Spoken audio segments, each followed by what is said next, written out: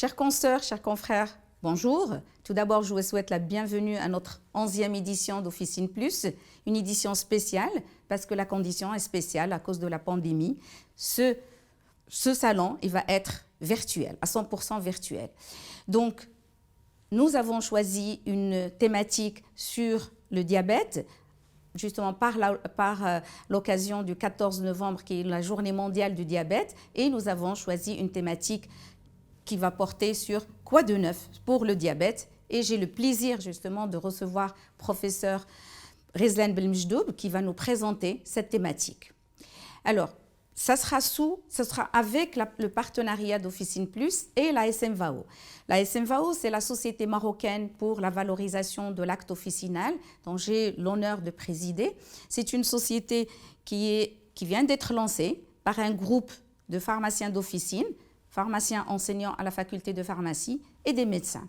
Donc, c'est une société qui va travailler dans le but de valoriser l'acte officinal. Donc, avant de donner la parole à professeur Rizlan Belmejdoub, je vais la présenter.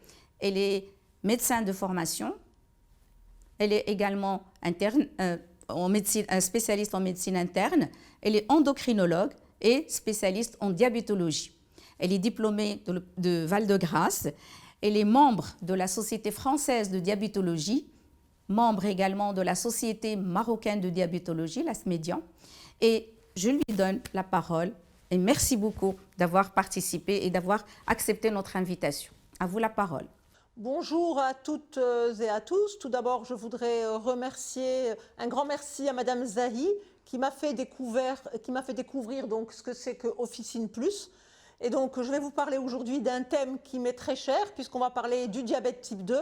Quelles sont les nouveautés? Que se passe-t-il actuellement au Maroc? Donc encore un grand merci à Madame Zahi de m'avoir invité donc, sur ce plateau. Donc bonjour à tous, donc nous allons commencer. Alors comme vous le savez, en faisant l'état des lieux, vous savez que c'est une maladie, le diabète, qui tue énormément et c'est une maladie qui représente une véritable pandémie dans le monde entier. Ainsi, si on se réfère aux chiffres par exemple africains, on va voir qu'il y avait en 2019 19 millions de diabétiques en Afrique et qu'en 2045, il y en aura 47 millions, soit une augmentation de 143%. Alors, dans le monde entier, le diabète, cette pandémie, donc, va être en augmentation donc, de 51%. Alors, comme vous le voyez sur cette diapositive, c'est une maladie qui tue. Regardez le nombre d'essais. Donc, si on voit, par exemple, ne serait-ce qu'en Asie, on a eu en 2007 1,1 million donc de décès en Asie. Et les dépenses, c'est une maladie qui coûte cher parce que c'est une maladie chronique, donc qui grève de façon importante le système de santé. Et vous avez ici donc les dépenses en milliards chiffrées en milliards de dollars. Alors, revenons toujours à l'état des lieux. Qu'est-ce qui se passe donc au Moyen-Orient et surtout dans une région qui nous est chère, qui est l'Afrique du Nord? Alors on va voir que le pourcentage de cas non diagnostiqués s'élève à 49% et le nombre de personnes atteintes d'un diabète non diagnostiqué, c'est à peu près 19 millions. Donc ça, ce sont les chiffres de l'ADA de l'IDF de 2017. Alors au Maroc, qu'en est-il au Maroc? Eh bien malheureusement, regardez cette augmentation exponentielle. Il y avait 1,67 million patients diabétiques en 2015. Il y en aura en 2040 plus de 2,8 millions, soit une augmentation de 70%. En sachant, et ça c'est très grave parce que comme vous le savez, le diabète type 2, c'est une maladie qui commence de façon insidieuse. Un adulte sur deux ne sait pas qu'il est atteint de diabète type 2. Donc, il faudra absolument rechercher donc, cette pathologie régulièrement chez des patients qui au moins ont un terrain diabétique familial important. Alors, au Maroc, quand on regarde un petit peu l'évolution de la prévalence de l'hyperglycémie par sexe, alors on va voir que le sexe, donc regardez le sexe féminin, donc il y a une augmentation très importante de 47,6%. Au niveau du sexe masculin, une augmentation de 23,2% et en totalité, une augmentation de 38% entre 2000 et 2017, donc ça ne fait que 17 ans. En ce qui concerne maintenant les milieux, vous voyez que tout le monde est touché, donc que ce soit en milieu rural ou en milieu urbain. Il faut dire qu'en milieu urbain, à cause de la nourriture qui est un petit peu maintenant délétère avec les fast-foods, etc., on trouve que bien sûr il y a beaucoup plus de diabétiques en milieu urbain qu'en milieu rural. Alors donc nous allons passer pour voir toujours au Maroc ce qui se passe. Eh bien regardez, si on se réfère à l'hémoglobine glyquée, force est de constater qu'il n'y a que 27% des patients diabétiques type 2 au Maroc qui sont équilibrés. Cela veut dire qu'il y a 73% qui se promènent dans la nature avec une hémoglobine glyquée qui est élevée, et cela bien sûr va générer toutes les complications que nous verrons par la suite. Alors la fréquence des complications, eh bien regardez, si on a un diabète qui évolue depuis moins d'un an, eh bien malheureusement le patient va avoir déjà des complications. Donc vous regardez, 73%, ce sont des complications microvasculaires et à 46% sont des complications macrovasculaires. Quand nous dirons tout à l'heure un petit mot sur l'histoire naturelle du diabète, nous comprendrons pourquoi le diabète doit être pris en charge très précocement et pourquoi le volet de prévention est très important. Alors maintenant, ces patients ne sont pas que diabétiques, il y a d'autres comorbidités associées. Donc les plus importantes, c'est ce qu'on appelle, c'est l'obésité avec 80,9%. Donc le diabète type 2, le plus souvent au départ, est un patient obèse et il présente également un syndrome métabolique qui est de 79,4%.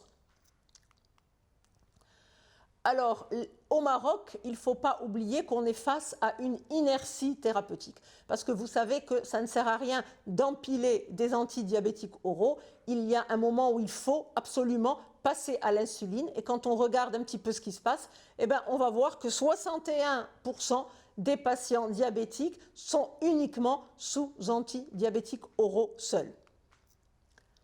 Et pourtant, quand on regarde un petit peu l'arsenal thérapeutique, on va voir qu'en voyageant dans le temps, nous avons eu beaucoup de nouveautés et beaucoup de médicaments qui sont actuellement à notre disposition. Alors, l'avènement de l'insuline, c'était en 1921. Ça avait déjà révolutionné le traitement des patients diabétiques, puisqu'auparavant, ils mouraient.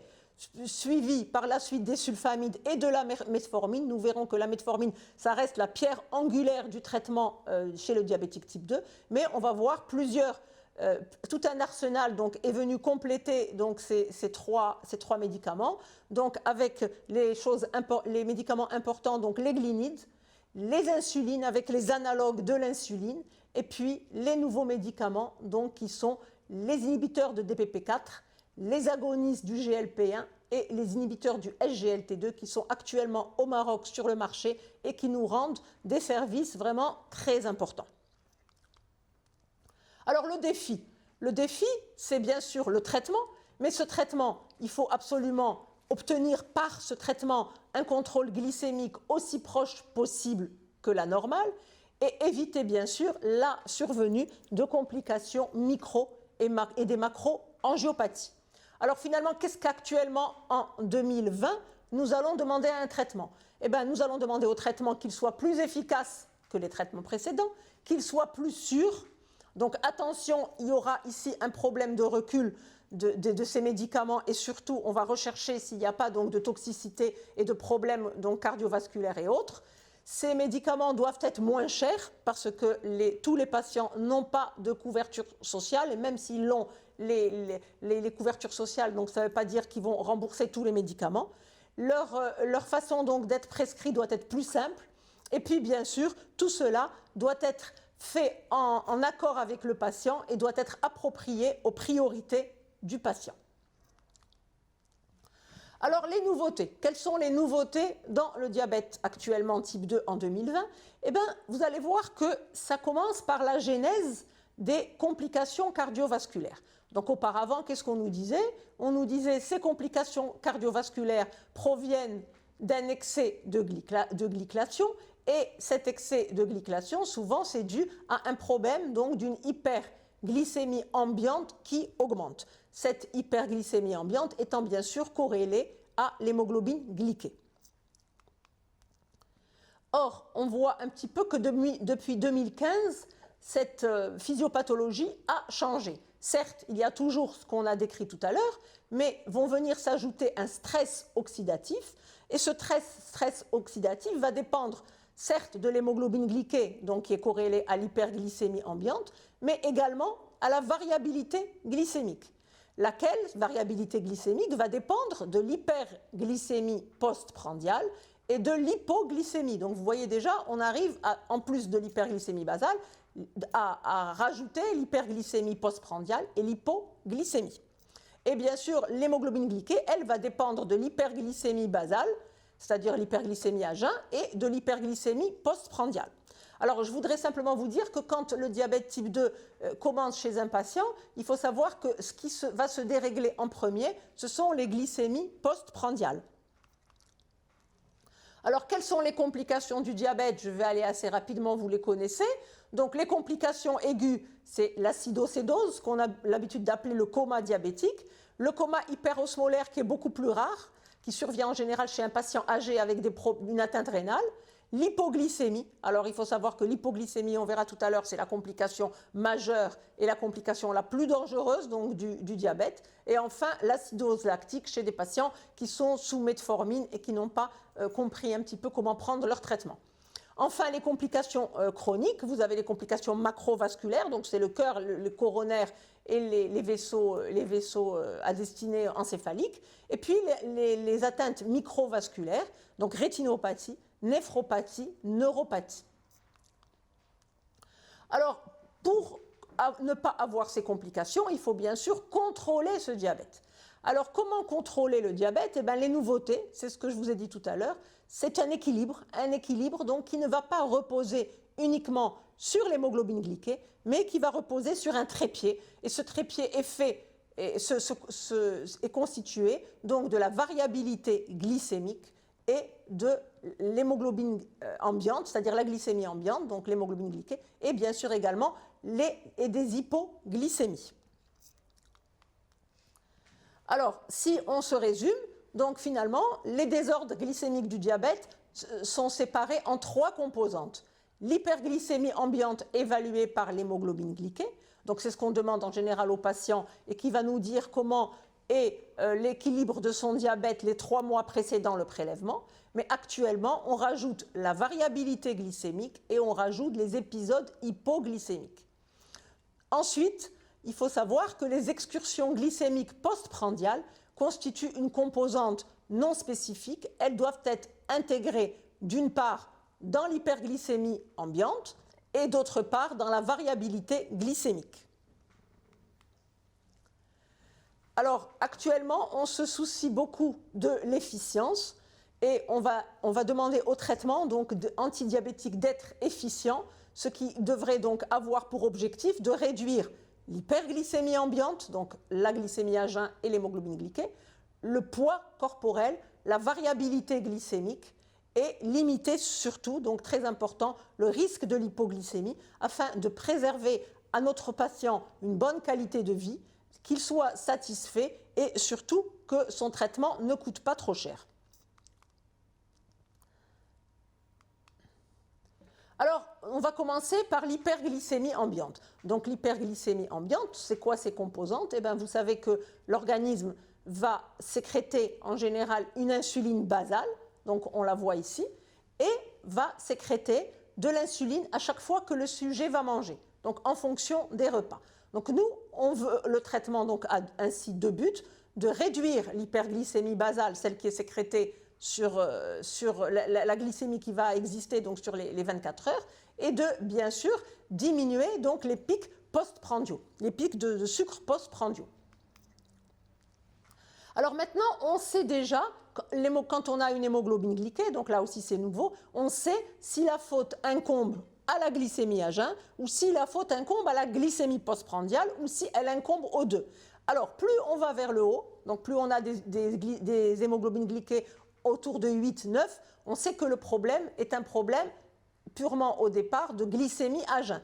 Par contre, dès qu'on a des hémoglobines glyquées qui vont aller vers la normale, à ce moment-là, il faut faire attention aux glycémies, aux hyperglycémies postprandiales. Alors, en 2020, finalement, qu'est-ce qu'on va demander? Eh bien, il faut que les cibles du traitement nécessitent d'être parfaitement adaptées aux patients. Les malades doivent participer à leur prise en charge, surtout donc au niveau de la détermination des objectifs. On reviendra là-dessus tout à l'heure parce qu'il n'est plus question que nos patients aient comme objectif tous une hémoglobine glyquée inférieure à 7% ou de 7%. Il faut absolument individualiser donc la prise en charge, donc on verra ça tout à l'heure, et puis bien sûr individualiser le choix du traitement. Le patient doit se sentir rassuré et protégé, donc ça veut dire qu'au début, la relation médecin-patient, elle doit se faire dans la sérénité et le médecin doit absolument prendre le temps qui est nécessaire pour tout expliquer et rassurer son patient. Alors les 3 composantes des décisions cliniques, c'est la prise de position de la Société française de diabétologie. La décision va reposer sur les données de la recherche, donc ce qu'on verra tout à l'heure en matière de traitement, sur l'expérience clinique du patient, par rapport aux expériences qu'il a donc avec tous ses patients, le mode de traitement, etc. Et puis bien sûr, on va intégrer, il faut absolument intégrer le patient à la décision, sinon il ne va pas vous suivre. Donc c'est très important quelles sont les préférences du patient. Alors, je vous ai mis ici quelque chose qui est très important, c'est la mémoire métabolique. Alors, c'est quoi la mémoire métabolique? Eh bien, on a vu que les patients chez qui qu'on avait traités et qu'on avait intégrés à des grandes études, comme l'étude, par exemple, de l'UKPDS ou du DCCT, c'est-à-dire c'était des études où on avait pris 2 bras. Un bras, on avait donné un traitement intensif et un autre bras, on avait donné au patient un traitement conventionnel. Eh bien, on a vu que lorsqu'on a arrêté ces études, les patients qui avaient reçu un traitement intensif ont gardé des stigmates d'équilibre. Donc, s'ils faisaient même la même chose que ceux qui ont eu un traitement conventionnel, ils étaient toujours beaucoup mieux équilibrés que ceux qui n'avaient eu au départ qu'un traitement conventionnel. Ça veut dire qu'il y a une mémoire, et c'est la mémoire métabolique. Donc, le corps se souvient. C'est pour ça qu'il faut bien expliquer aux patients qu'il ne faut pas faire n'importe quoi, parce que ces patients-là, on aura après beaucoup de mal à les équilibrer.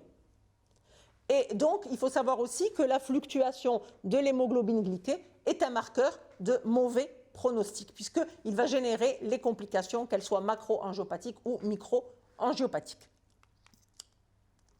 Alors, nous avons vu donc le problème de l'hémoglobine glyquée qui était corrélé à l'hyperglycémie ambiante. Maintenant, nous allons voir l'hypoglycémie. Donc l'hypoglycémie, il y a une classification, donc niveau 1, niveau 2, niveau 3. Je ne vais pas m'attarder dessus, mais ce que je voudrais vous dire, c'est que regardez, quand on regarde un petit peu l'étude en 2016, on va voir que les hypoglycémies pendant les 3 derniers mois, eh bien, à peu près partout dans le monde, 50% des patients ont eu une hypoglycémie les 3 derniers mois. Alors, cette hypoglycémie, c'est une pathologie qui est très grave. Pourquoi? Parce qu'un patient peut faire un coma diabétique, il n'aura pas une atteinte neurologique. Par contre, l'hypoglycémie, c'est dû à quoi? C'est dû au fait que le patient n'a plus de sucre. Et s'il n'a plus de sucre, il ne peut pas le fabriquer. À ce moment-là, le cerveau va manquer de sucre et il va y avoir une souffrance cérébrale. Alors certes, au début, les signes cliniques ils sont très frustres. On peut avoir ce qu'on appelle les signes adrénergiques, donc on peut avoir des nausées, envie de vomir, un petit peu mal à la tête, ce qu'on a tous quand on a faim. Mais aussi, on peut avoir des complications beaucoup plus graves, à savoir donc des complications cardiovasculaires, des étourdissements avec chute. Donc vous voyez le problème chez les patients âgés, diabétiques type 2 qui peuvent avoir des complications vraiment très importantes, style fracture du col du fémur, etc. On peut avoir également des crises convulsives, donc des crises convulsiales, et on peut avoir également des risques de démence. Donc si vous êtes témoin d'un patient, par exemple un patient âgé qui commence subitement à raconter n'importe quoi, il ne faut absolument pas penser qu'il fait un Alzheimer précoce, mais surtout le resucrer. Quel que soit le contexte, chez un patient diabétique qui commence à avoir donc les signes cliniques qui sont ici, la première chose qu'on doit faire avant même de faire autre chose, c'est surtout de le resucrer en urgence. Parce qu'on ne va pas laisser un patient qui commence à avoir carrément une démence alors qu'il faut tout simplement lui donner du sucre, on ne va pas l'envoyer en hôpital psychiatrique. Donc ça, c'est très important et c'est ce qu'on fait. On explique bien aux familles ce qui peut se passer quand le patient fait des hypoglycémies. Alors, troisième point, après l'hyperglycémie ambiante et après l'hypoglycémie, le troisième point, c'est la variabilité glycémique. Donc, regardez, il y a une relation très importante entre la variabilité glycémique sur les 24 heures et l'hémoglobine glyquée.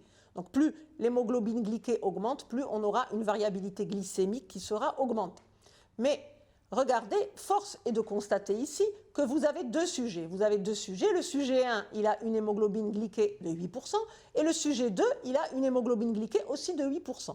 Et bien, chez ces deux patients qui ont pourtant une hémoglobine glyquée similaire, le risque de complications ne sera pas le même. En effet, chez le sujet 1, vous voyez que ça passe d'hypoglycémie à hyperglycémie, alors que chez le sujet 2, il n'y a pratiquement pas de variabilité glycémique. Et bien, en fait, c'est le sujet B qui ne fera pas de complications, ou qui fera très peu de complications par rapport au sujet A.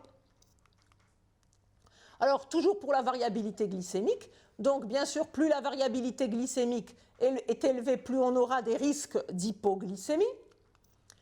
Également, cette variabilité glycémique, quand elle va être élevée, elle va être corrélée au problème d'accidents vasculaires cérébraux ischémiques, et elle va être également corrélée avec les problèmes donc, cardiovasculaires, que ce soit la mortalité globale cardiaque, que ce soit l'infarctus du myocarde ou que ce soit la pathologie donc, cardiovasculaire. Cette variabilité est aussi corrélée à la microangiopathie, c'est-à-dire à l'atteinte oculaire et à l'atteinte rénale. Donc plus on a une variabilité glycémique qui est élevée, plus on aura des risques de complications donc, rétiniennes et risques de complications donc, au niveau du rein. Alors, vous le savez, bien sûr, le diabète type 2, c'est l'apanage, malheureusement, de risques de cécité, première cause de cécité dans le monde, et première cause de mise sous dialyse, donc attention, bien sûr, aux complications. Et puis, cette variabilité glycémique aussi, elle est corrélée avec la neuropathie, donc plus on aura une variabilité glycémique élevée, plus on aura donc les risques de complications de neuropathie. Alors, pour clore cette première partie, donc vous voyez que ce qui nous importe actuellement en 2020, c'est de diminuer le risque cardiovasculaire. Comment le diminuer? Donc, en diminuant la variabilité à long terme, en diminuant donc la variabilité à long terme, c'est sur les 3 mois, donc, qui précèdent le prélèvement, mais également en réduisant la variabilité à court terme, donc au niveau donc, de la journée même.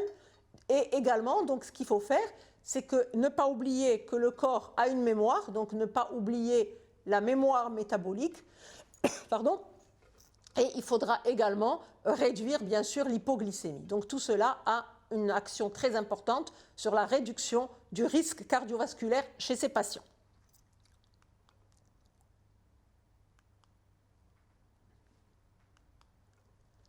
Alors maintenant, la prise en charge en pratique. 2 questions. Comment déterminer la cible? Donc ça, c'est ce qu'on fait tous dans notre pratique courante. Donc la cible, à quelle cible d'hémoglobine glyquée doit être le patient? Et comment allons-nous atteindre cette cible? Est-ce en changeant rapidement de traitement? Est-ce en empilant les traitements? Donc nous allons voir ensemble ces 2 étapes qui sont des étapes primordiales pour prendre en charge à l'heure actuelle le patient diabétique type 2. Alors d'abord, il faut individualiser les objectifs glycémiques. Donc ça, c'est les dernières recommandations donc, de 2020. Donc le patient diabétique n'est pas une hémoglobine glyquée, mais au contraire, c'est un patient avec... Il faut absolument prendre en compte la durée de son diabète. Il faut prendre en compte l'espérance de vie. Nous n'allons pas traiter un patient qui a 30 ans comme un patient qui a 80 ans. Donc l'espérance de vie. Il faut prendre en charge les comorbidités, c'est très important. Il faut rechercher les complications cardiovasculaires. Et puis bien sûr, demander au patient, introduire le patient, comme je l'ai dit tout à l'heure, dans sa décision. C'est à lui donc de se sentir à l'aise et donc bien lui faire comprendre les choses, bien lui expliquer pour qu'il puisse se prendre en charge par la suite correctement. Alors, les cibles d'hémoglobine glyquée, donc finalement, c'est quoi? La plupart du temps, on va dire pour simplifier, c'est inférieur ou égal à 7%. Cela dit, si vous avez des patients type 2 qui ont des problèmes donc, pour diminuer un petit peu l'atteinte rénale et des problèmes donc, de microangiopathie, c'est-à-dire atteinte rénale et rétinopathie, et qui n'ont pas de grand risque d'hypoglycémie, il faut viser plus bas, donc on visera plus dans les 6,5% d'hémoglobine glyquée. Pour le reste, c'est entre 7 et 8,5, ça va dépendre donc de ce qu'on a dit. Alors, si le patient a une espérance de vie limitée, s'il est grabataire, âgé, très fatigué, dément ou développant un Alzheimer par exemple, à ce moment-là, et risque d'hypoglycémie sévère, à ce moment-là, on va aller plus vers 8, 8,5. Mais si c'est un patient âgé, autonome, qui fait sa marche, qui mange correctement, etc., à ce moment-là, on sera plus vers 7, 7,5%. Donc ça, il faut absolument individualiser les cibles, et en particulier chez les sujets âgés, je vous le redis, donc on a des sujets âgés qui ont une physiologie de sujets jeunes, donc cela, ce sera 7%, des sujets âgés très fatigués, déments, grabataires, ce sera plus dans les 8,5%, et entre les deux, c'est des patients âgés qui ont des comorbidités, mais ma foi, qui sont quand même autonomes et qui arrivent donc à marcher. À ce moment-là, on sera un peu moins de 8%. Alors maintenant, c'est les dernières donc, recommandations de les sociétés américaines de diabétologie. Donc c'est ce qui a été, c'est les recommandations de 2020. Alors rappelez-vous, je vous ai dit qu'auparavant, comment traiter notre patient? On se basait uniquement sur l'hémoglobine glyquée et puis on nous demandait d'empiler les traitements. Donc on commençait par la metformine, ensuite le sulfamide, éventuellement les nouveaux traitements par la suite et puis on terminait par l'insuline. Donc ici actuellement, la prise en charge du patient au niveau thérapeutique, donc, et je pense que ça va vous intéresser particulièrement donc, puisque vous êtes pharmacien d'officine. Donc comme ça, quand vous verrez une ordonnance, vous allez pouvoir nous aider et vous allez, pourquoi pas, conforter le patient dans ce qu'il y a de mieux. Alors comment prendre en charge ce patient? Dans un premier temps, il faut savoir qu'est-ce qui prédomine. Est-ce que c'est un problème cardiovasculaire? Est-ce que votre patient il a un problème cardiovasculaire? Ou bien votre patient, par exemple, il a plus il a déjà fait donc un problème d'insuffisance cardiaque ou bien d'atteinte rénale. Alors vous voyez, les médicaments actuellement dominant un petit peu tout ce panel, on expliquera ça tout à l'heure. Donc c'est deux types de médicaments. Vous avez les agonistes du GLP-1 et vous avez les inhibiteurs du SGLT2. Donc on donne soit l'un, soit l'autre. Après, ça va dépendre évidemment du risque d'hypoglycémie. Donc, en matière du risque d'hypoglycémie, on préfère donc certains médicaments, les inhibiteurs du DPP4, les agonistes du GLP-1 et les inhibiteurs du SGLT2. Il faut savoir que les thiazolines d'ione ne sont pas commercialisées au Maroc.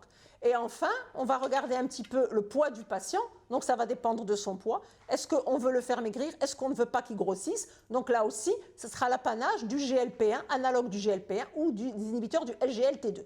Et in fine, bien sûr, nos malades n'ont pas tous une couverture sociale. Donc, on va rechercher, en accord avec eux, un traitement qui est bien, mais qui ne coûte pas cher. Donc, alors là, on aura bien sûr...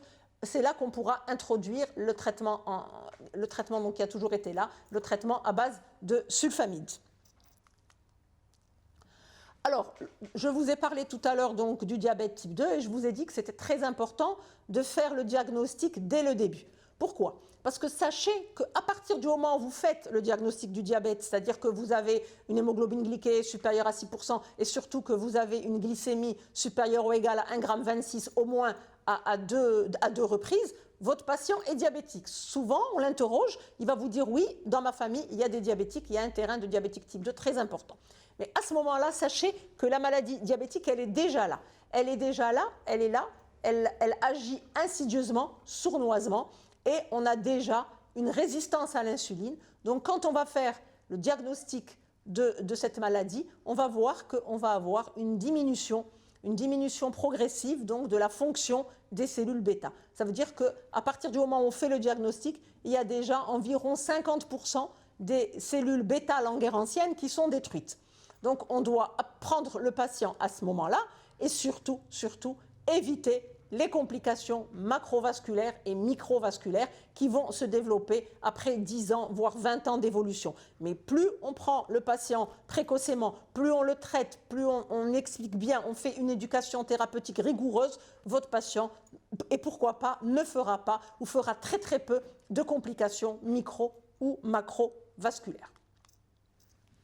Alors, regardez les bienfaits préventifs de changement du mode de vie. Donc, le patient vient vous voir, c'est un diabétique de type 2. En général, il est en surpoids, donc il n'est pas question de noircir l'ordonnance avec un nombre important de médicaments. Non, il faut lui expliquer tout d'abord les règles hygiéno-diététiques. Et il faut savoir que ces règles hygiéno-diététiques, vous voyez ici donc cette diapositive, c'est le premier maillon du traitement. C'est la pierre angulaire du traitement. Le patient doit maigrir, il doit faire de l'exercice et il doit changer son alimentation. En faisant ça, on arrive à avoir des diminutions d'hémoglobine glyquée de 2%. Donc vous voyez, le patient, il vient vous voir, il a 10% d'hémoglobine glyquée, il marche, il fait son régime, on arrive à moins de 8%. Donc pour arriver à 7%, il ne reste pas grand-chose. Souvent on y arrive, parfois on va donner bien sûr la metformine, qui est bien sûr le premier traitement à donner après avoir respecté ces règles hygiéno-diététiques. Alors,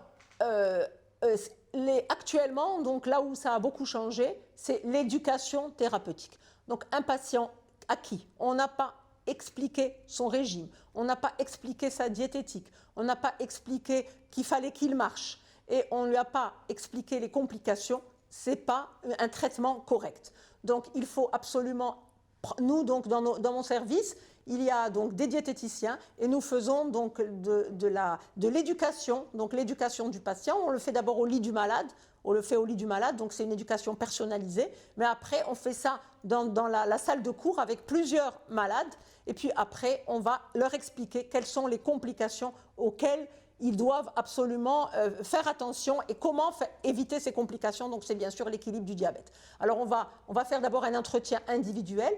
Puis on va lui expliquer un petit peu ce que c'est que le diabète et les traitements. On va lui parler de l'alimentation, ça c'est très important. On va lui expliquer comment s'auto-contrôler, donc on ramène un glucomètre et on lui montre comment se piquer. Et puis après il y a des groupes de parole et souvent même en consultation, souvent vous entendez même les patients entre eux qui vont expliquer aux nouveaux patients qui attendent leur tour qu'est-ce que c'est le diabète et comment ça se passe. Donc ça c'est très important, mais on ne terminera pas l'éducation thérapeutique sans parler du pied diabétique, donc je ne vais pas détailler ici, mais il faut savoir malheureusement qu'à l'heure actuelle, la première cause d'amputation non traumatique, c'est le pied diabétique. Donc le pied diabétique, on doit expliquer aux patients comment se laver les pieds, comment s'essuyer les pieds, toujours bien hydrater avec de la vaseline, éviter s'il a une neuropathie, éviter les hammams, éviter les bouillottes parce qu'on retrouve ces patients aux urgences avec des brûlures de 3e degré et en général il y a une infection qui s'est rajoutée et souvent malheureusement quand c'est pas bien pris en charge ou quand c'est pris en charge tardivement, on arrive à la catastrophe qui est l'amputation du membre inférieur. Donc ça c'est au départ, ça doit être extrêmement bien expliqué et on doit revenir régulièrement parce que souvent le patient vous dit oui mais il n'a pas tout capté, donc il faut la répétition, c'est la valeur, c'est vraiment la valeur donc de la pédagogie. Alors, à côté donc, de cette éducation thérapeutique, eh ben, on va être face au choix thérapeutique. Alors, au choix thérapeutique, donc finalement, l'antidiabétique que nous allons prescrire, comment doit-il être? Eh bien, c'est un médicament qui doit entraîner une protection cardiovasculaire normalement, qui doit être efficace sur la glycémie, qui ne doit pas avoir ou très peu d'effets secondaires, qui doit avoir un effet durable, d'accord, un effet durable, et bien sûr, il ne doit pas donner d'hypoglycémie, et comme votre patient diabétique, il est en général en surpoids, il n'est pas question que ce médicament lui donne une prise pondérale en plus. Alors ça, évidemment, c'est ce qu'il y aurait de mieux. Alors maintenant, nous allons voir ensemble quels sont les médicaments que vous connaissez, puisque vous êtes pharmacien, donc que vous connaissez, et vous connaissez certainement mieux que moi le mode d'action, mais on va juste faire un petit rappel. Donc vous avez ces médicaments vont agir au niveau de différents organes. Parce qu'au départ, on ne pensait qu'ils n'agissaient on avait des médicaments qui n'agissaient qu'au niveau du pancréas. Et bien ici, on va voir qu'il y a d'autres médicaments et qui agissent à tous les niveaux. Donc si on voit au niveau du pancréas, eh ben, ce sont les sulfamides, ce sont les agonistes du GLP-1 et les inhibiteurs du DPP-4. On a également des médicaments qui agissent au niveau du foie, donc c'est toujours les agonistes du GLP-1 et la metformine. Au niveau du cerveau, là aussi, au niveau de la satiété, vous avez les agonistes du GLP-1, inhibiteurs de DPP-4. Et puis, au niveau de l'intestin, vous avez les incrétines, donc inhibiteurs du GLP-1, analogues du GLP-1 et inhibiteurs DPP-4. Au niveau des cellules adipeuses, vous avez la metformine. Au niveau du rein, vous avez les inhibiteurs du SGLT2. Et enfin, au niveau du muscle, vous avez la metformine et les inhibiteurs, les agonistes pardon, du GLP1. Alors, on va commencer par la molécule qui est la plus ancienne, qui a un très bon recul et qui est, si vous voulez, le number one dans la prise en charge précoce du patient diabétique type 2. Alors, c'est une molécule vieille de 60 ans qui est toujours au top de l'actualité. Comme vous le voyez ici, donc, il y a une réduction de mortalité sous metformine qui est de 24%, donc ça c'est très important. Alors, la metformine, on peut la donner pour tout le monde, même si on a une insuffisance rénale, à condition qu'on ait une clearance entre 30 ml par minute et 60. À ce moment-là, on va diminuer de moitié la dose. Et puis, même lorsqu'on donne un traitement injectable, que ce soit en association avec l'insuline ou l'analogue du GLP1, il n'y a aucun problème, on va garder ce traitement en association. Deuxième traitement, les inhibiteurs des alpha-glucosidases. Alors, ces inhibiteurs du alpha-glucosidases, ceux-là, ils ne sont pas tellement intéressants. Pourquoi? Parce qu'ils diminuent de très peu la concentration, si vous voulez, ils diminuent très peu l'hémoglobine glyquée. Donc voilà, c'est simplement, ça empêche la réabsorption des sucres et on va voir que ces sucres vont être éliminés donc, dans les selles. Alors les avantages, ça ne coûte pas cher, ça ne donne pas d'hypoglycémie, mais les inconvénients, c'est peu efficace, ça ne fait pas baisser de beaucoup l'hémoglobine glyquée et les signes digestifs à type de diarrhée, flatulence, nausées sont assez importants. Donc, toujours les sulfamides hypoglycémiants, là aussi, donc, ce sont des vieux traitements. Donc, je vous ai mis ici rapidement donc, les noms commerciaux. Donc, nous, actuellement, donc, ce qu'on prescrit le plus au niveau du service, donc on en prescrit vraiment 3. On en prescrit 3. On prescrit le glyquidone. Alors, le glyquidone, c'est le Glurenor. Le Glurenor, c'est intéressant, mais il n'y a pas trop d'études parce que c'est un médicament surtout qui est prescrit en Belgique. Mais ce qui est intéressant, c'est qu'il décapite très bien les glycémies postprandiales. Donc, au niveau des repas, c'est intéressant de le donner. On a également la glimépiride, donc avec Amarel, etc. Et le diamicron, donc, qui est le glyclaside. Alors, ces deux-là ont une action plus ou moins sur 24 heures puisqu'on les donne à raison de une seule fois par jour. Alors ça, ce sont en général donc, les 3 médicaments qui sont les plus prescrits. Alors les avantages, médicaments anciens, bien connus, donc on a beaucoup de recul, et ils sont efficaces et ils ne coûtent pas cher. Quels sont leurs inconvénients? Eh bien, les sulfamines, ça fait prendre du poids, ça peut donner des hypoglycémies, et ça c'est très important et très embêtant. Et puis il y a souvent un phénomène d'échappement. Au bout d'un moment, ce n'est pas suffisant et on voit que l'hémoglobine glyquée va remonter. Alors, il y a les glinides. Les glinides, là aussi, ce sont des médicaments très intéressants pour le postprandial. Donc, en général, on demande au patient quel est son mode de vie. Si c'est un patient qui va manger un petit peu de façon désordonnée, donc à ce moment-là, c'est intéressant de lui donner, par exemple, les glinides. Pourquoi? Parce qu'ils vont bien diminuer la glycémie postprandiale, mais en expliquant aux malades que s'ils ne mangent pas, surtout qu'ils ne prennent pas, bien sûr, son comprimé.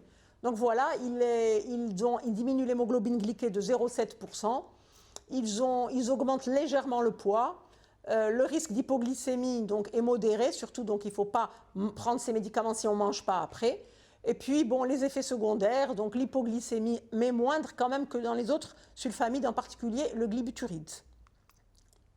Alors les avantages, donc très bien, c'est ce que je vous ai dit pour les glycémies postprandiales, ça ne coûte pas cher.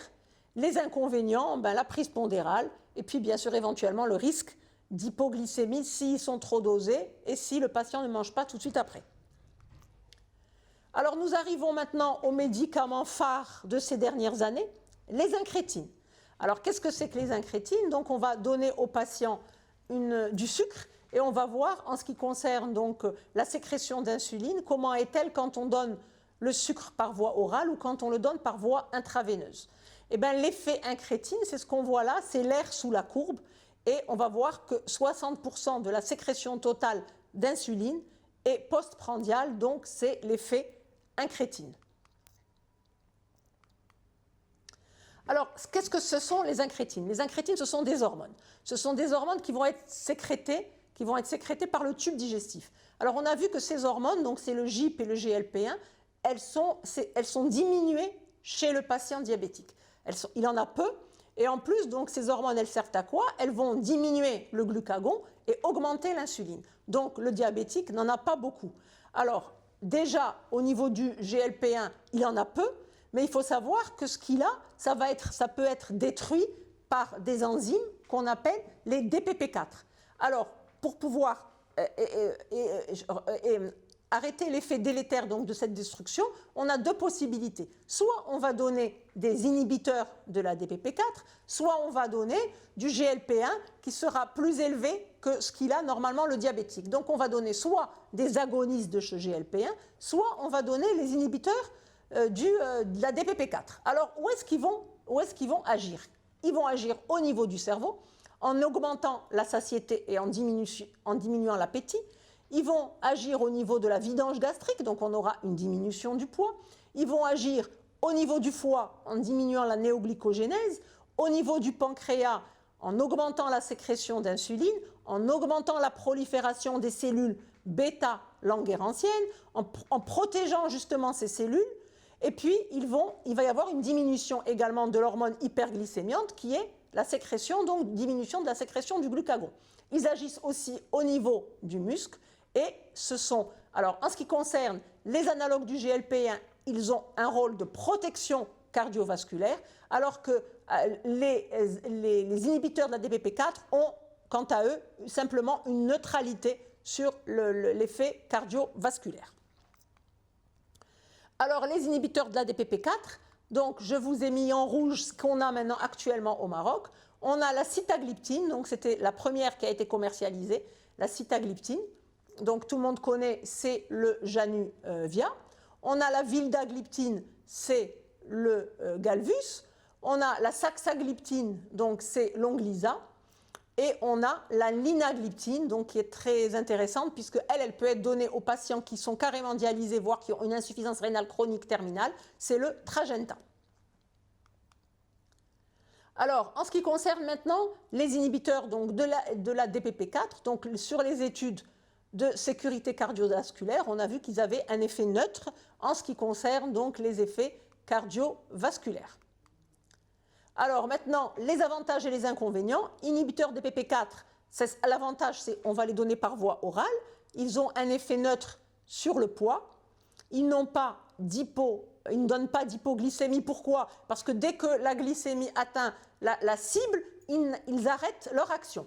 Ils ont une sécurité cardiovasculaire, ou au moins une neutralité cardiovasculaire. Ils sont utilisables en cas d'insuffisance rénale, mais bien sûr en diminuant les doses, et ils ont peu d'effets secondaires. Alors leurs inconvénients, ce sont des médicaments qui coûtent cher, surtout pour les patients qui n'ont pas de couverture sociale.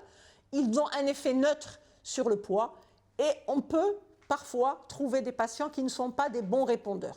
Cela dit, pour avoir une meilleure action quand on utilise ces inhibiteurs de l'EPP4, il faut les coupler avec la metformine. C'est pour ça que, vous le savez, vous avez donc des médicaments où il y a une association qui est déjà faite, par exemple le Janumet, donc association Januvia-metformine, ou bien le Galvus-Met, donc association Galvus et metformine. Alors toujours dans les incrétines, donc on a vu les inhibiteurs de la DPP4, maintenant les analogues du GLP-1. Donc c'est du GLP-1 qui va être donné et qui n'est pas inhibé par la DPP4 parce que c'est un GLP-1 qui sera bien sûr exogène. Alors qu'est-ce qu'on a ici commercialisé au Maroc? Alors juste par rapport aux inhibiteurs DPP4, ils sont remboursés par les différentes couvertures sociales, militaires, civiles, etc. Alors malheureusement, les analogues du GLP-1, eux, ils ne sont pas encore remboursés, mais ils sont déjà commercialisés au Maroc. Donc on a le liraglutide, le premier qui a été fait, donc c'est ce qu'on appelle Victoza. Ce sont des injections, en général on fait une injection par jour. Et puis celui qui vient d'être commercialisé actuellement, c'est la dulaglutide, c'est le Trulicity. Alors ça c'est très intéressant au niveau de l'observance. Pourquoi? Parce que c'est une injection par semaine.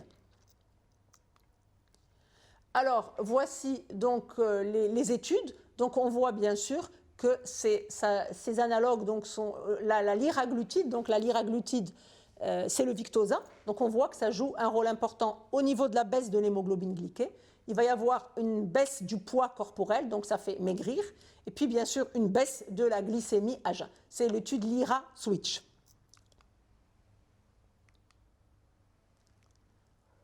Donc c'est une étude qui remonte à 2016. Alors maintenant, les incrétines et le risque cardiovasculaire. Donc quand on regarde un petit peu, on voit que finalement, ce qui est intéressant en ce qui concerne le risque cardiovasculaire, eh bien, on voit que c'est surtout les analogues du GLP-1 et les inhibiteurs du SGLT2. Donc ils protègent vraiment, ils protègent vraiment d'une pathologie, donc de pathologie cardiovasculaire. Donc en fait, ils ont un effet sur les événements cardiovasculaires indésirables majeurs, c'est-à-dire infarctus du myocarde, AVC. Ils protègent également au niveau de la mortalité toute cause et également ils protègent donc de l'hospitalisation pour insuffisance cardiaque.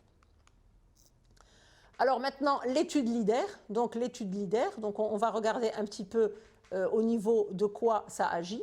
Eh bien, on va voir qu'il y a un profil d'iniquité globale du liraglutide. Donc le liraglutide, c'est toujours analogue du GLP-1, c'est-à-dire le Victoza injectable. Ça correspond donc à celui des essais précédents et à celui du libellé actuel. C'est-à-dire qu'on va avoir 13%, donc une diminution de décès cardiovasculaires, une diminution de 22% des décès. Alors les premiers décès, c'est surtout dû à l'infarctus du myocarde, à l'AVC non mortel. Diminution donc au niveau de la pathologie cardiovasculaire dans sa globalité. Diminution là aussi donc au niveau de toute mortalité, toute cause confondue. Des infarctus du myocarde mortels et non mortels. Et puis également une diminution en ce qui concerne donc les complications et l'aggravation de la néphropathie diabétique. Alors ce sont des produits, donc les analogues du GLP-1, qui ont des avantages. Ils sont efficaces. Alors là, on baisse beaucoup plus de 1% l'hémoglobine glyquée. Ils font perdre du poids. Ils ne donnent pas d'hypoglycémie. Nous n'avons pas besoin de titration. Comme je vous l'ai dit, ce sont des stylos injectables. Donc le Victoza, le liraglutide, c'est une fois par jour, alors que maintenant le Trulicity, c'est une fois par semaine. Donc il n'y a pas de titration. Et ça entraîne une protection cardiovasculaire. Alors maintenant, les inconvénients, c'est la voie injectable, mais ça fait pas mal parce qu'en général, ce sont des stylos avec des aiguilles qui sont très fines. Malheureusement, ça reste cher. On n'a pas beaucoup de recul. Parfois, on peut avoir des nausées, mais c'est surtout au début du traitement. Et puis, on peut avoir également des patients, très peu, mais qui ne répondent pas, donc qui sont des patients non répondeurs. Alors, dernier traitement, ce sont les inhibiteurs du SGLT2. Alors, qu'est-ce qu'ils vont faire, ces inhibiteurs du SGLT2 ? Eh bien, tout simplement, ils vont inhiber l'absorption du glucose au niveau du tube contourné distal. Ce glucose va passer dans les urines.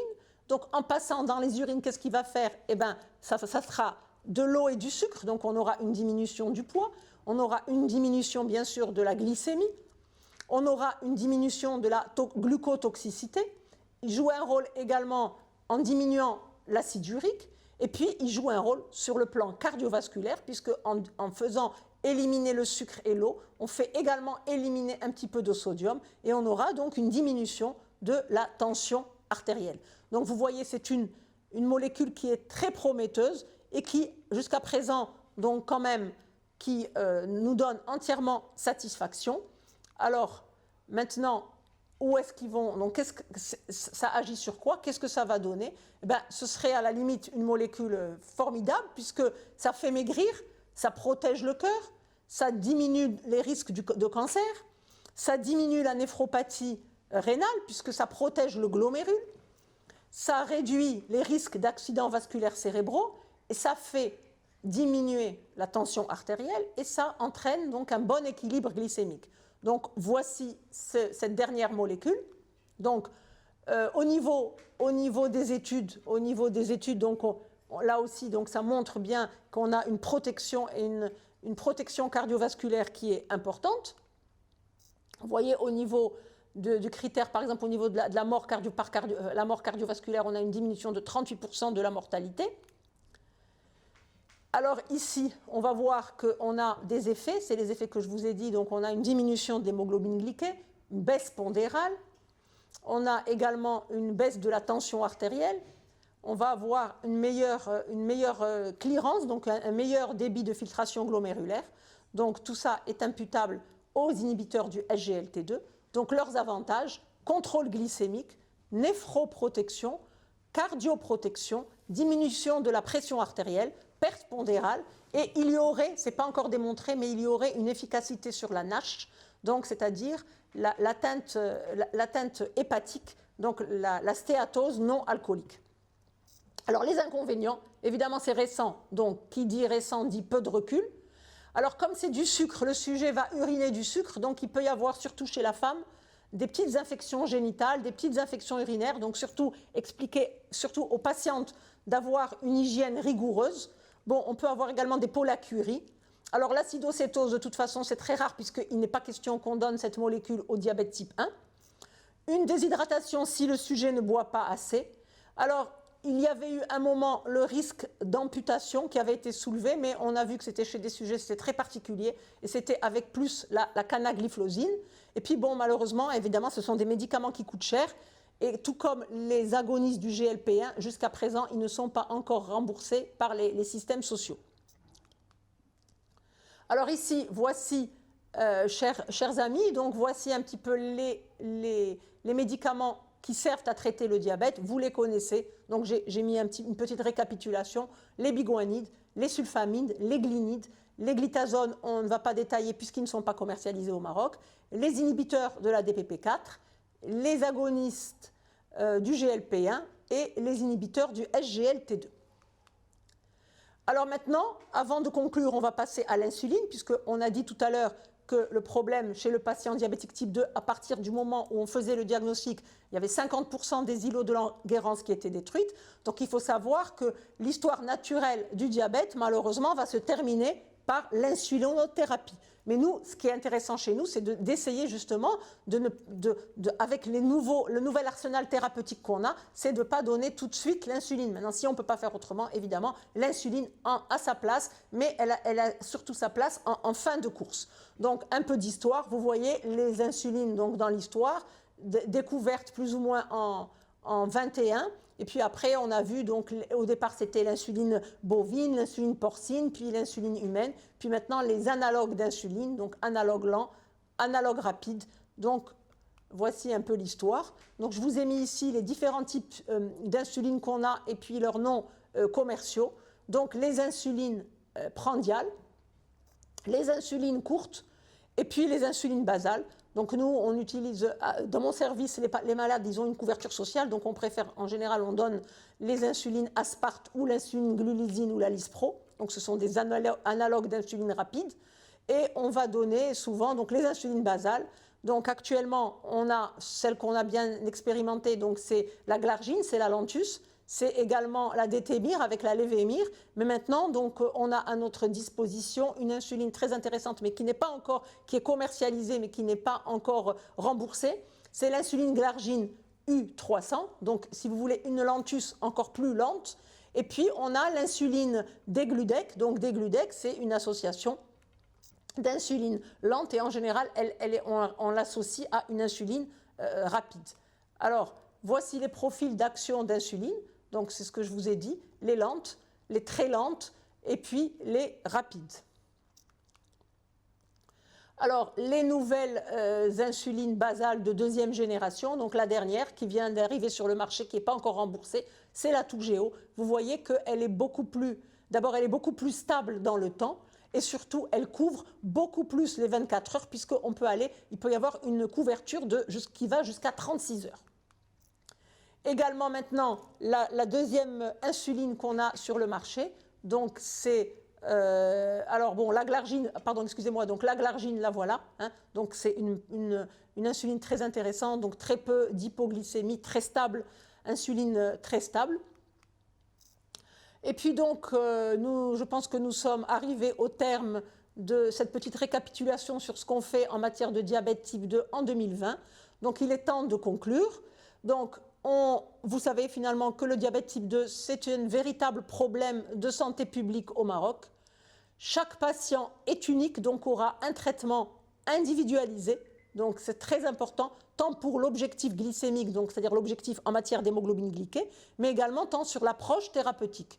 Et puis, la prise en charge du patient doit être globale. On traite un patient, mais non un diabète. Donc il faut absolument voir le patient dans sa totalité, rechercher un petit peu les comorbidités. Et donc il s'agit avant tout d'une prise en charge globale. Il faut un lien très particulier, c'est une maladie chronique, donc le patient va vous voir souvent, donc il faut lui être agréable, il faut lui être clair, développer à son égard de l'empathie pour que, évidemment, par la suite, on puisse commencer à diminuer donc, le fléau et les complications donc, de ce diabète donc, dans notre pays. Je vous remercie. Je vous remercie, professeur Belmejdoub, de nous avoir justement fait ce panorama complet sur le diabète et surtout sur les nouveautés, tous les traitements nouveaux. Maintenant, on est au complet. Et j'ai quelques questions de mes confrères et mes consoeurs. La première question, c'est sur comment accompagner le patient qui prend les analogues des incrétines dans le but de maigrir. D'accord, donc il faut savoir que nous, au Maroc, les analogues ne sont pas donnés dans un but de maigrir. Ce sont un traitement qui est donné chez un patient diabétique. Cela dit, dans certains pays, donc souvent ce sont les pays asiatiques, notamment la Thaïlande et bien sûr les États-Unis, à ce moment-là, ce produit peut être donné dans le cas d'une obésité, voire parfois même une obésité morbide, mais de ce côté-là, les doses seront beaucoup plus importantes que les doses données pour un diabète. Parce que les doses données pour un diabète, on commence en général à peu près à 0,6, le dosage à 0,6, donc une injection par jour. Et puis dès que le patient, on a passé le phénomène donc, de nausée, etc., nausée, troubles digestifs, eh ben, on va aller à 1,2 pendant quelques temps. Si 1,2 ne suffit pas, on va aller à peu près 1,6. Mais ça, c'est uniquement c'est pour le traitement du diabète. Mais il faut savoir que, en ce qui concerne le but donc uniquement de réduction pondérale, à ce moment-là, ça demande des doses beaucoup plus importantes et ça n'a pas l'autorisation de mise sur le marché chez nous au Maroc pour ce contexte-là. Alors j'ai une autre question concernant le Covid et le diabète. Par exemple, si on a une personne qui est diabétique et qui va avoir le Covid, qu'est-ce que vous en pensez ? Alors, il ne faut pas oublier que, en général, les dégâts vont se faire chez des patients diabétiques, mais chez des patients diabétiques fragilisés, qui ont souvent des complications rénales, qui ont souvent des complications cardiaques, d'accord ? Donc, le Covid, comme tout le monde sait, c'est un virus. Donc, nous, ce qu'on propose, c'est que lorsque le patient est vraiment hospitalisé, donc je dis bien hospitalisé, hein, qu'il est atteint du Covid et que apparemment donc le pronostic quand même, c'est un pronostic on est soucieux donc de ce qui va se passer chez ce patient. Le mieux, comme ça reste le Covid une infection, le mieux c'est de faire ce qu'on fait avec toutes les autres infections, c'est-à-dire de passer le patient sous insuline. Donc on peut passer le patient sous insuline à type de schéma basal-bolus, c'est-à-dire une basale le soir au coucher et puis des bolus de rapide donc en fonction des repas et en fonction du dextro. Et puis quand le pronostic, on a dépassé donc le risque de mise en jeu du pronostic vital, à ce moment-là, on peut repasser au traitement qu'il prenait auparavant. Cela dit, il y a eu quelques publications qui ont montré l'intérêt des inhibiteurs de la DPP4 dans le cas du patient qui a un Covid. Mais ça, ce sont chez les patients qui sont encore jeunes, qui n'ont pas de tare, qui ont un organisme qui est sain, à côté bien sûr du diabète, et donc on peut éventuellement les garder sous les médicaments qu'ils prenaient auparavant. Mais dès que la gravité se fait sentir, il faut absolument switcher, arrêter tous ces médicaments-là et passer à l'insuline. Voilà, ce sera la troisième et la dernière question pour vous, professeur Islane Belmejdoub, c'est pour le suivi thérapeutique du patient diabétique quand il se présente à l'officine et le pharmacien voudrait bien l'accompagner. Alors, est-ce qu'il faut lui imposer un certain rythme de comment doit-il se nourrir avec son diabète, ou alors lui faire un état des lieux, c'est-à-dire lui demander de ce qu'il mange et corriger évidemment ses repas pour diminuer tout l'apport glycémique. Qu'est-ce que vous en pensez ? Alors moi, je pense qu'il faut voir ce que le patient il a emmagasiné comme information et comment il l'a compris et comment ça va sortir. Parce qu'il ne faut pas croire que le patient, ce qu'on lui dit, il va capter ça la première fois. Il faut sans arrêt répéter. C'est pour ça que tout à l'heure j'ai dit la répétition, c'est la base de la pédagogie. Parce qu'il nous arrive, quand on fait les visites par exemple, ou bien quand on fait notre consultation, on sait que le patient il a été éduqué par des diététiciens, il a bien, enfin, le message lui a été délivré, mais quand vous l'avez dans votre bureau, ou quand vous êtes au niveau du lit du malade, quand vous faites la visite, quand vous posez la question au patient, eh bien vous allez voir qu'il cafouille, qu'il mélange tout. Donc je crois qu'il faut être très patient, il ne faut pas s'énerver. Et je pense que justement, on peut travailler la main dans la main avec les pharmaciens d'officine, parce que nous, on va lui délivrer le message, mais puisqu'il va voir beaucoup plus souvent son pharmacien que nous, je crois que le pharmacien doit faire un état des lieux, c'est-à-dire lui dire « Ah ben, tu es diabétique, alors est-ce que tu as compris qu'est-ce que tu dois manger, comment tu dois manger ?» Et à ce moment-là, le patient va dire ce qu'il a compris. Alors, ce qu'il a bien compris, bon, ben, c'est très bien. S'il n'a pas bien compris, je pense que le pharmacien va l'aider. Et puis, il va également, non seulement il va l'aider, ça c'est très important, mais il va lui dire la prochaine fois que tu retournes chez le médecin, demande-lui qu'il te réexplique. Et je crois que c'est ça, on peut vraiment travailler main dans la main avec les pharmaciens d'officine parce qu'ils peuvent nous aider et nous amener, donc nous apporter vraiment un grand soutien en matière d'éducation du patient.